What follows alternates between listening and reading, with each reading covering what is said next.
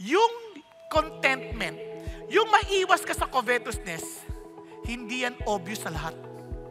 It is a secret that you should know and learn. Paano ka naging kontento? Secret. Di ba?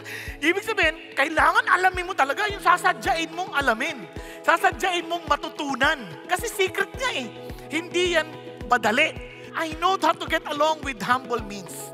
I know how to live in prosperity. In any and every circumstance, I have learned the secret of being filled and going hungry, both of having abundance and suffering need. Paano? Ano yung sikreto, Paul? Hindi na. Sirit na. Ito, I can do all things through Him who strengthens me. Unless you find your satisfaction in Jesus Christ, you'll never understand what satisfaction really means. Nagkakaintindihan tayo. Kaya ang tao, habang lumalayo kay Jesus, lalo silang na-frustrate sa buhay.